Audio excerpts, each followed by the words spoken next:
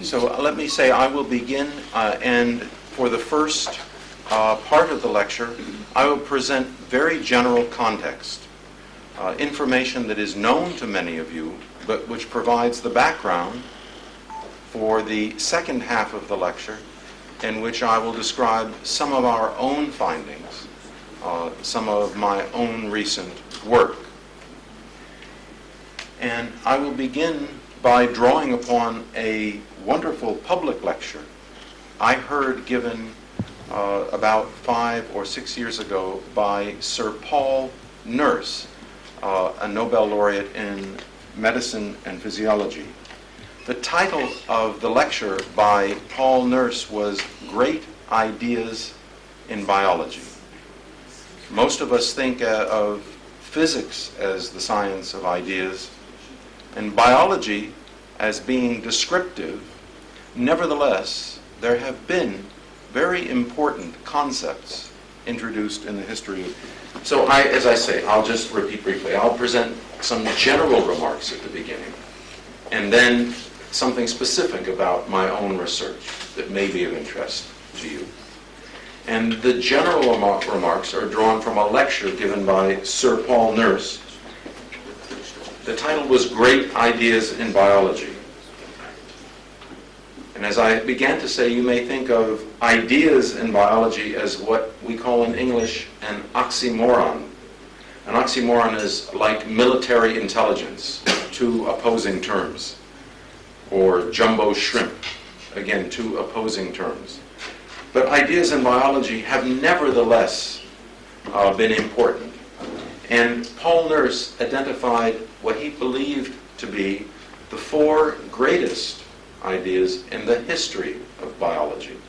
And if I were to ask any of you here to name such great ideas, I believe that you would have something similar to say. So the first of the great ideas that was identified by Nurse was the idea of the cell, which, as you know, is the unit of life.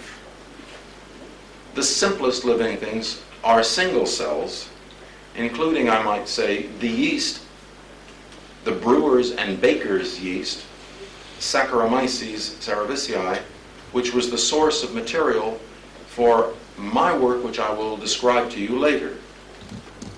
Although the term cell was used earlier by Robert Hooke, as early as 1665. He used it to describe what he saw in a section of cork, which he thought had the appearance of rows of cells, of monks' cells in a monastery. He wrote a book called Micrographia, which showed his observations made with a simple microscope. And it probably inspired Anthony van Leeuwenhoek, who later discovered living cells. Leeuwenhoek was an unlikely scientist. Leeuwenhoek was a Dutch merchant. He had no great fortune.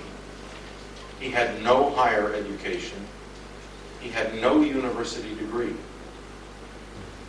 Nevertheless, he was fascinated by what he read in Hooke's book from 150 years before. It may interest you to know in 1676, Leeuwenhoek was the trustee of the estate of the famous painter Vermeer, one of the greatest Dutch masters of all time. He was a close friend of Vermeer, born in the same year as Vermeer, and he's thought to have been the figure that you can perhaps see here. I'm sorry with the light, it's only dimly visible. But in the picture on the right, you see a man looking at a globe, and that is called The Astronomer, the title of the painting, and believed to be a likeness of Leeuwenhoek. He learned to grind lenses and make simple microscopes.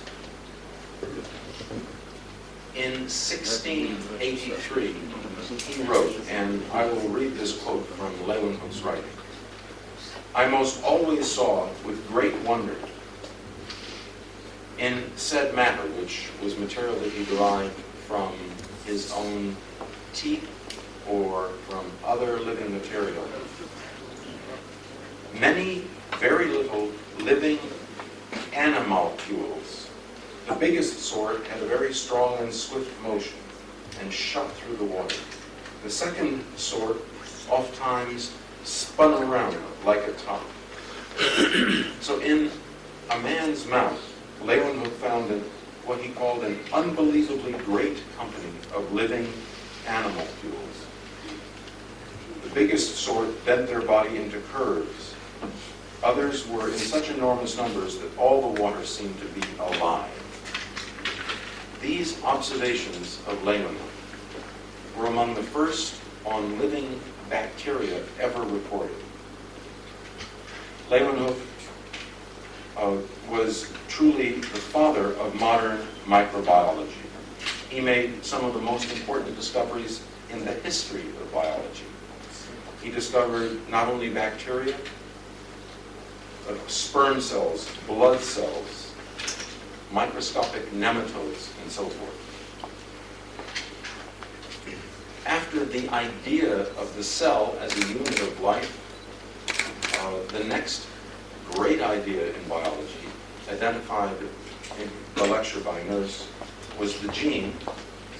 And the gene was discovered by an Augustinian monk named Gregor Mendel, as many of you know. Mendel was a high school science teacher. And in his monastery garden, he noticed an unusual and atypical variety of a common plant. He was interested in the theory of Lamarck concerning the influence of environment on plants. And to test this idea, he placed the atypical variety alongside a normal one. He discovered that the offspring, the progeny from the plants, retained the characteristics of their parents. They were not influenced by the environment, contrary to the views of Lamarck. So this experiment of Mendel gave rise to the idea of heredity, and then more particularly to the idea of the gene. Mendel went on to show in more detail that traits were inherited in certain numerical ratios. This led him to discover the basic laws of heredity.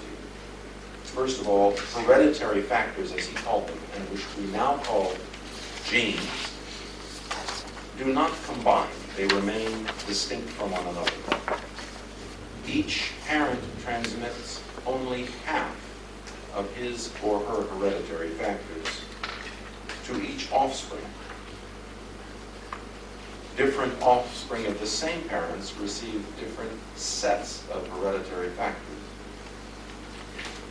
This work was the foundation of modern genetics. Mendel wrote a monograph which has become one of the most important papers published in the history of science. It's interesting that it was not recognized, its significance was not appreciated immediately. It was published in 1866, but only rediscovered in the year 1900. The third on Paul Nurse's list of great ideas was natural selection, which, as you know, was discovered by Darwin and Wallace. And the history of natural selection is so well known, I won't repeat it to you.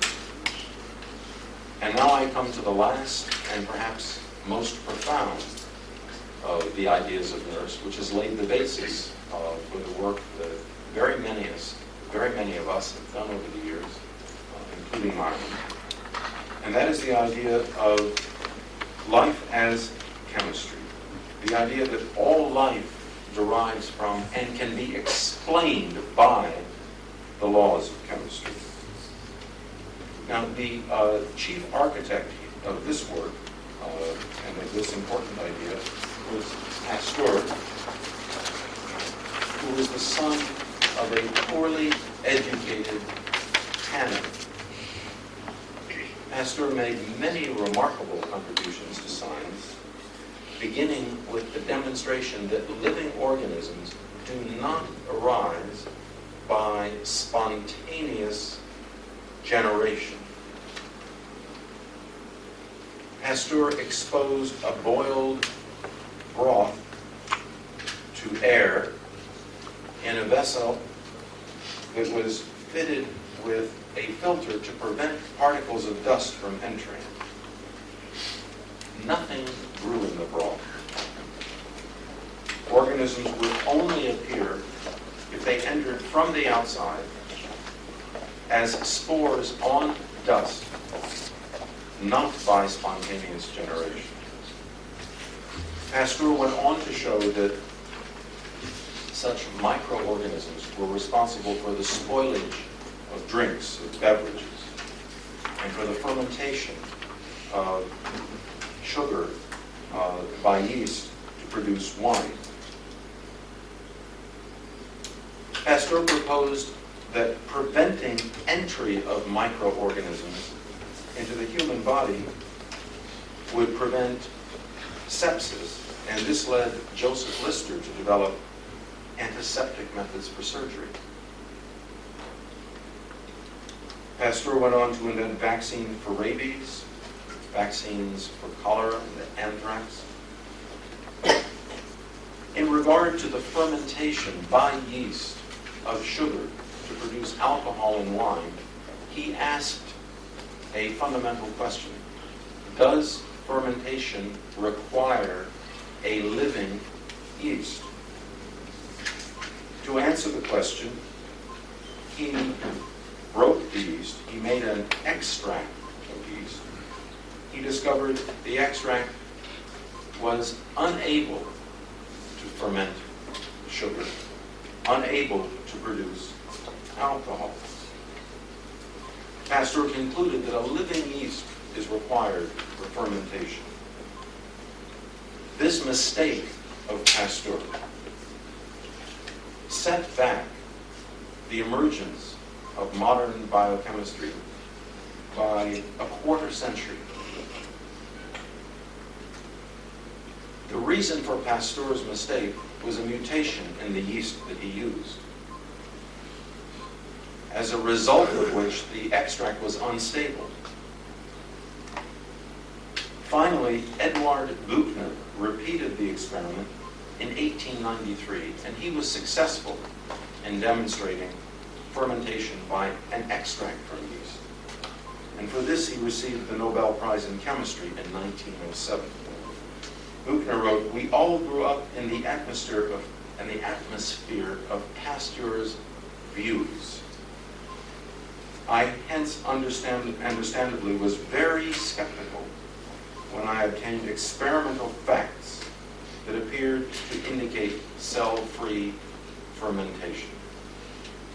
So what Buchner then discovered was that molecules within cells that we now know as enzymes, and not living yeast, possess or are responsible for what for many centuries was termed the vital force, the living force. It is the capacity of enzymes as catalysts to give rise to every aspect of living things.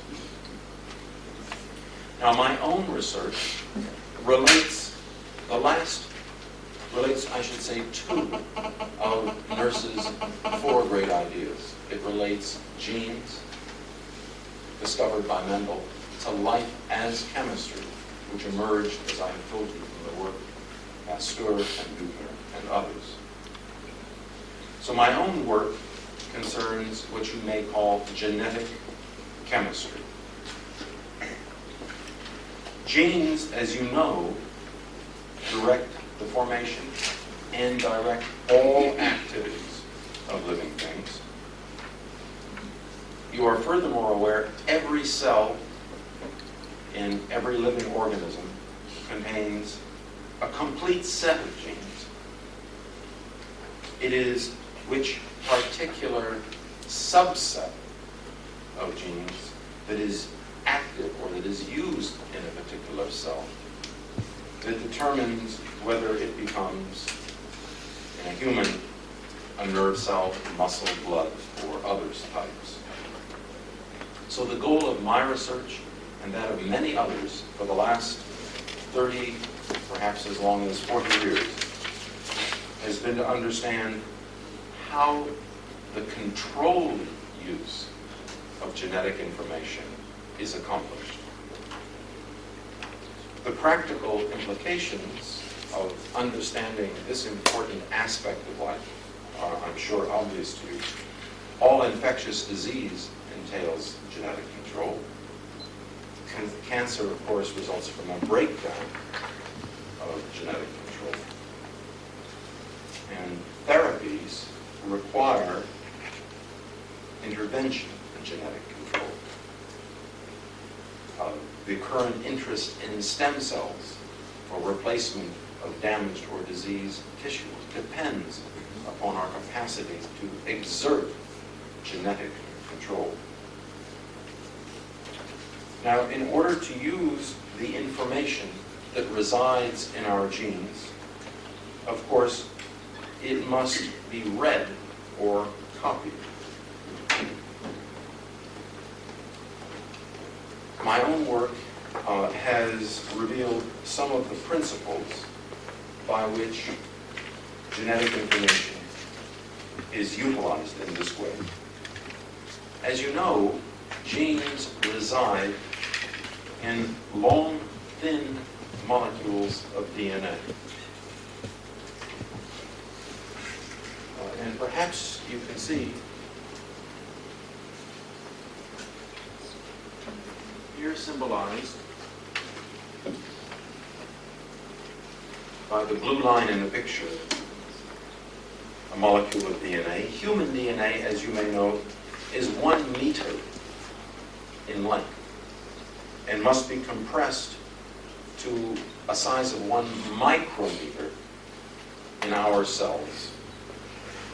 Now, such compression might be accomplished in a straightforward manner by spooling, by wrapping, as we do thread around a spool or yarn in a ball. The problem is that to gain access to specific genes within the thread, one must unravel the entire spool. This problem has been solved by nature through the use of not one giant spool, but rather by the use of many small spools. You may call them mini spools. I proposed this solution to the problem in 1974, and it has since been verified that DNA is wrapped around a set of 8 small protein molecules in a particle known as the nucleosome. So here the wrapping and the particle at the top, known as the nucleosome.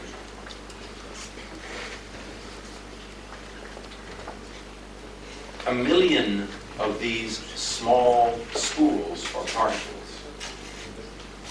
are connected in a long strand that you may imagine like beads on a string or a necklace of pearls. For access to a gene in the middle of the strand, only a few of the nucleosomes need to be unspooled or unraveled, while the rest may remain undisturbed. Now, this process of unspooling or unwrapping a small portion of the DNA from a limited number of nucleosomes is a key basis for genetic control. That process of unwrapping is already an important target of new anti-cancer drugs. After the DNA is unspooled, after it becomes available, then the genetic information must be read. The gene reader is a protein machine which, as many of you know, goes by the name RNA polymerase. The process of reading is called transcription. In a second step, again, as I'm sure most of you know, RNA directs the synthesis of proteins, which include the enzymes discovered through the original work that I mentioned of Pasteur and Buchner, that are responsible for all functions of all living things. In our work, done over the past 30 years, we have obtained a detailed picture of the first and most essential step of this process, of reading of genetic information by RNA polymerase for the purpose of transcription. The picture we derived was determined by X-ray diffraction from crystals of RNA polymerase. These were irradiated with intense beams of X-rays that were available to us at the Stanford Linear Accelerator.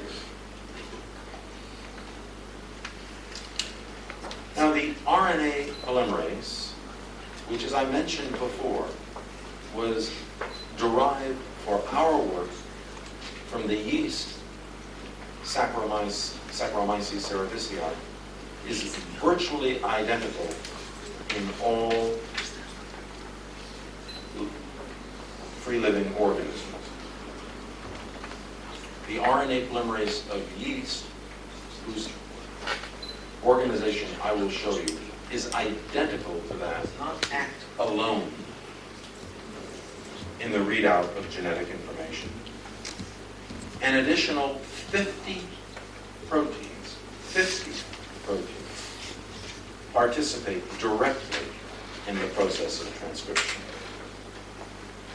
We and others identified all of these additional 50 proteins during the past quarter century, and we discovered, in particular, that a group of 20 of the 50 proteins that we refer to as mediator serve as a kind of molecular computer. Mediator receives information from the environment, from inside cells, from elsewhere in the body. It processes the information. It computes and then delivers a signal to the RNA polymerase. It is through the action of mediator that genes are turned on and off during development and cell differentiation. And it is through the action of mediator that we arrive at a solution to the problem I posed at the outset concerning the origin of the many different cell types of a complex, multicellular organism. We already know that mutations in mediator cause many forms of cancer. Our current work, directed towards the discovery of mediator structure, will enable us one day to correct such problems and to intervene in other ways in the control of gene expression.